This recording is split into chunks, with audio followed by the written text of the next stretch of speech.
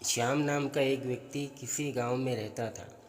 श्याम अपने लिए हमेशा बहुत खाना रखता था क्योंकि उसे बहुत भूख लगती थी। श्याम बहुत खाना खाता था, इसलिए उसे हमेशा भूख ही लगी रहती थी।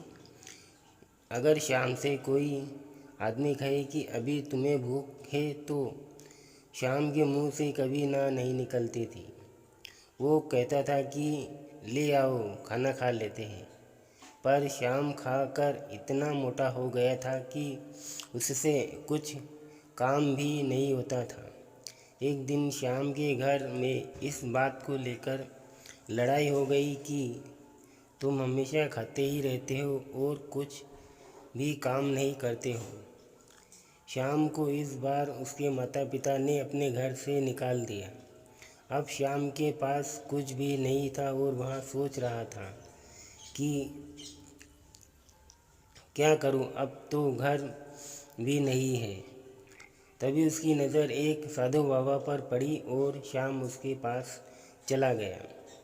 श्याम ने साधु जी से कहा कि मुझे कोई काम दे दीजिए जिससे मेरी भूख का कुछ किया जा सके। साधु जी ने पूछा, क्या कर सकते हो तुम? श्याम ने कहा कि ऐसा काम जो सिर्फ बैठकर हो सके, क्योंकि चलना मेरे बस का नहीं है। तब साधु जी ने कहा कि ठीक है, तुम सब चेलों के लिए खाना बना सकते हो। श्याम ने कहा ठीक है। साधु जी ने कहा कि भंडारे से कुछ सामान ले लो और नदी के किनारे पर बर्तन को साफ करके खाना बना लो। श्याम अपने साथ कुछ आटा और सब्जी बनाने के लिए सामान को लेकर चला गया।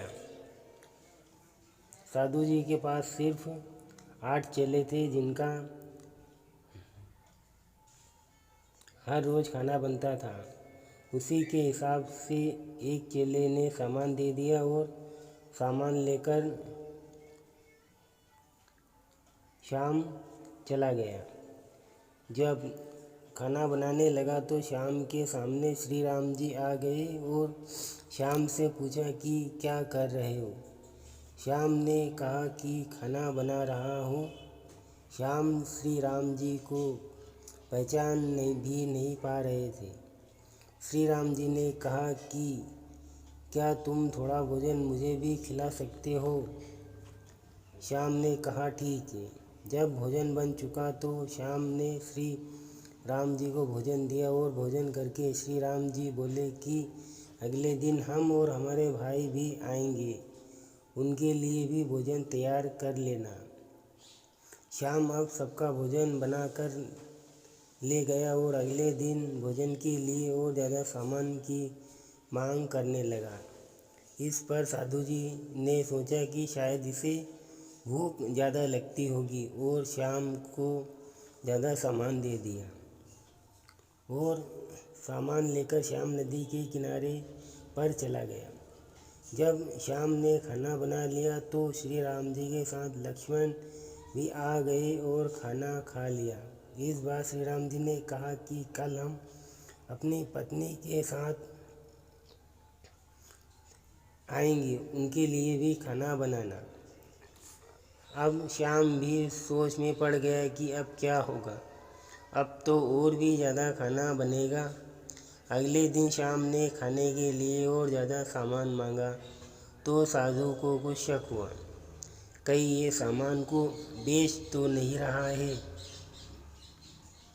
इसलिए साधु जी भी उसके पीछे चले गए। तब साधु ने देखा कि श्याम खाना बना रहा है और उसके साथ श्री राम जी और सीता जी भी है। साधु धन्य हो गया, उन्होंने भगवान के दर्शन कर लिए थे। साधु जी उनके पास गए और श्री राम जी के चरण धोकर उनका स्वागत किया। और तब श्याम को पता चला कि यहाँ तो भगवान श्री राम जी है और श्याम ने उनको प्रणाम किया और अपने हाथों से खाना दिया। दोनों का जीवन धन्य हो गया था। साधु जी को भी श्याम की वजह से आज भगवान के दर्शन हो गए थे। भगवान हर जगह पर है, हम ही उन्हें नहीं देख पाते हैं क्योंकि हमारे अंदर बुरी भावना छुपी रहती है और भगवान उन्हीं को देखते हैं जो हमेशा अपने मन में भगवान को याद करते हैं। जब हमारा हृदय भी अच्छा हो जाएगा, हमें भी भगवान के दर्शन हो जाएंगे। वीडियो पसंद आया तो लाइक, शेयर और चैनल सब्सक्राइब करें।